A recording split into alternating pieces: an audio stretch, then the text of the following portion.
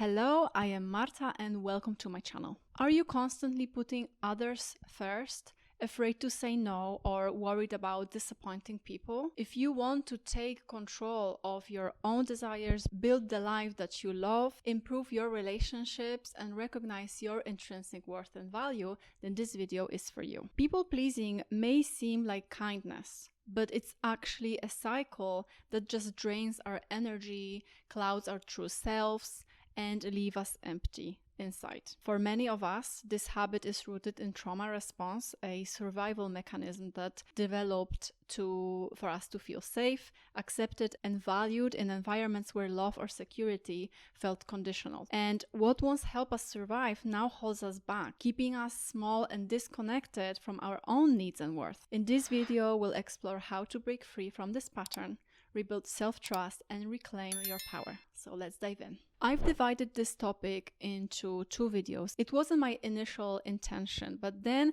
as it grew, I decided that this is such an important aspect of the mental diet and how we see ourselves and our self-love, and really the foundation for a lot of things. So I decided to tackle this in more details in two videos. In this video, we will explore what people-pleasing is, how you can recognize it in yourself, my personal experience in it, and I will also offer some journaling prompts that are in the description below for you to reflect how much it affects you. And in the next video, we'll share practical strategies to break free from people pleasing and start prioritizing yourself. You don't want to miss that one, so please subscribe to not miss the next video. Through emotional regulation, meditation, self-observation practices, you'll learn to stop living for others and start honoring yourself. You deserve to trust your life, which ultimately means trusting in yourself. And without this, every single decision is going to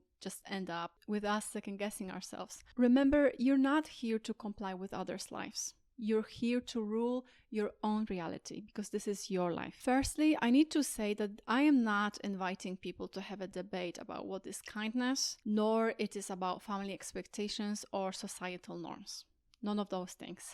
People-pleasing begins when we act in ways that feel inauthentic to ourselves. It's personal and it's subjective, so I'm not really inviting arguments or external opinions about it, especially from those who might benefit from others' people-pleasing tendencies. But first, let's discuss what actually is people-pleasing in general terms, of course, and what it isn't. So first, what it is. It's a coping mechanism. People-pleasing is a learned behavior, often used as a way to feel safe or accepted, especially if in early environments, love, safety, or approval felt conditional to us. It's a way of managing anxiety by anticipating others' needs. Another thing, it's overextension of kindness because it goes beyond just simple kindness. It's about sacrificing your personal needs and boundaries to make others happy, often at the expense of your own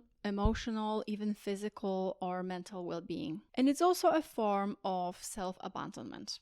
By constantly prioritizing others' needs, people pleasers often disconnect from their own needs and boundaries, diminishing their self-worth and losing touch with their true selves. It's also something that is driven by fear of conflict, rejection, and abandonment. People-pleasing is frequently driven by a fear of disapproval or conflict, rooted in a desire to maintain peace and avoid feelings of guilt, shame, or fear, or just simply the fear of being rejected. It can also be a trauma response or some sort of conditional survival mechanism. And for many people, people-pleasing develops as a response to trauma or difficult experiences like growing up in a critical or emotionally unpredictable environment. It's a way to manage anxiety by keeping others happy, hoping it will bring safety and stability.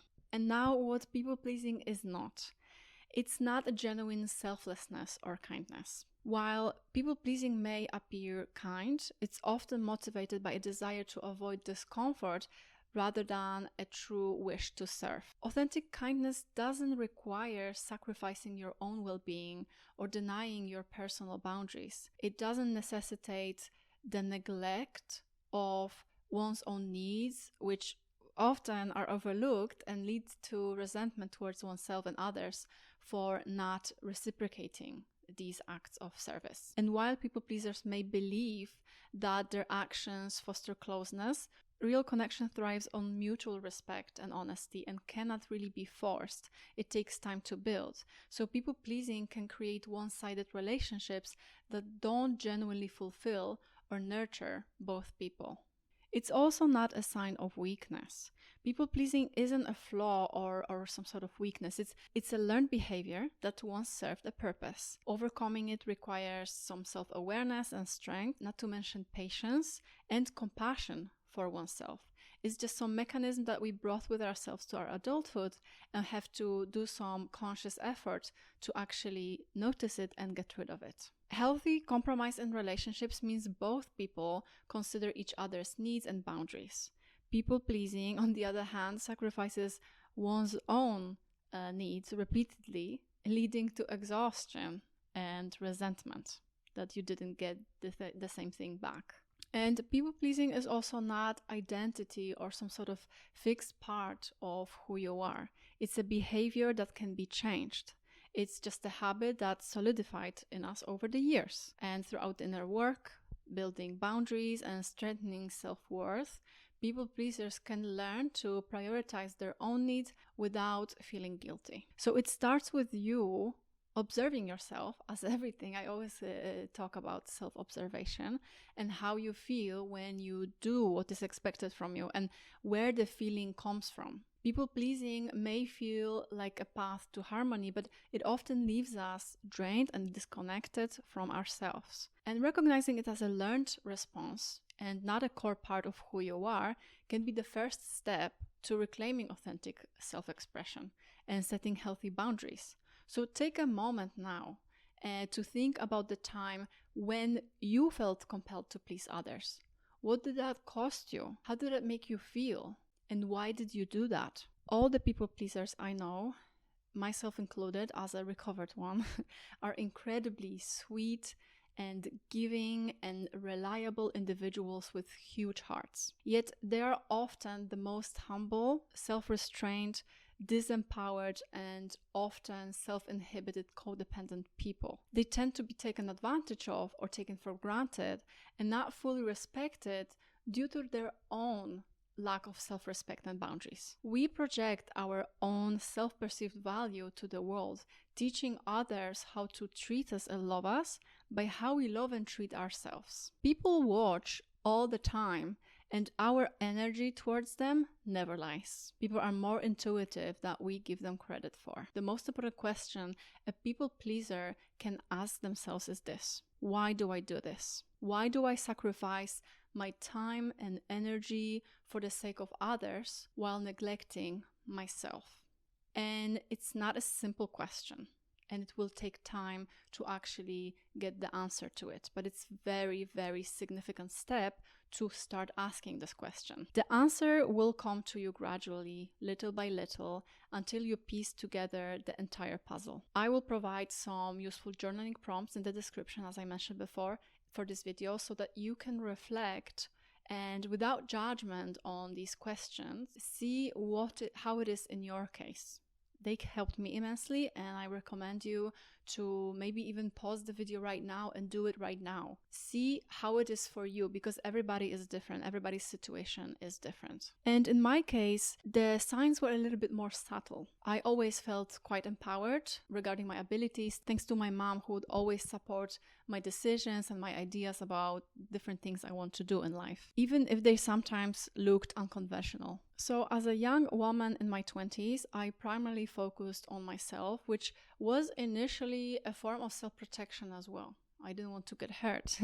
Those who appear the strongest and the most independent are often the most vulnerable ones, but they may not allow themselves to see it even, let alone admit it. It's all pushed to the subconscious. So it may be obvious to others around us, but we will keep it away from our own conscious mind. However, in romantic relationships, I struggled to fully receive without feeling like a burden. I believed I had to give more to keep a man around and hide my own needs for fear of being perceived as too needy, clingy, and high maintenance, thinking that a guy would not stay with me if there were so many lower maintenance women out there to choose from. And in friendships, I would go that extra mile for a friend who wouldn't do the same for me. I often found myself being the one that was more flexible, traveling to see them, while they would not reciprocate. And this imbalance caused, of course, deep resentment in me due to the lack of the reciprocation. And looking back at that version of me, I feel a little bit sad for her. She loved so deeply, but was just scared of admitting it and expressing it because she didn't want to be rejected. She would reject her partner because she was already rejecting herself so profoundly that was just reflecting her inner fears and abandonment. But these chains can be broken.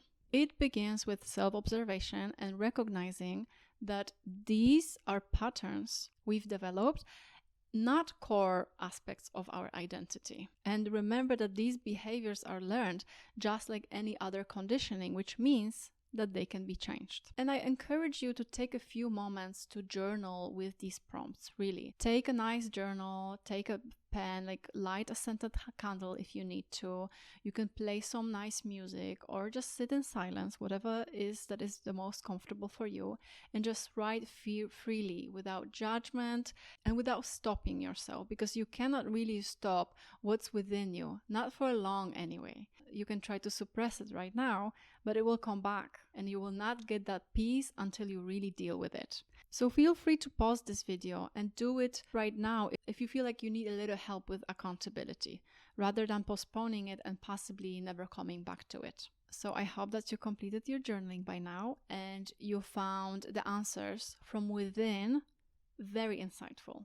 It might not be easy, but it's definitely good information. It's good insight. So we will explore more about how to deal with pleasing people that we do in the next video.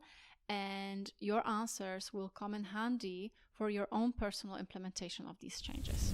That's all for today, and I hope that this video helps you. I'd love to hear more about your journey in overcoming people pleasing. What helped you? What's the one way you've prioritized someone else's needs over your own, for example? So share in the comments below if you'd like. And make sure to subscribe to not miss on the second part of this video where we get more into practice. And these are the videos that YouTube thinks that you should watch next. And remember, you are brave, you are loved. Be kind to yourself. Bye now.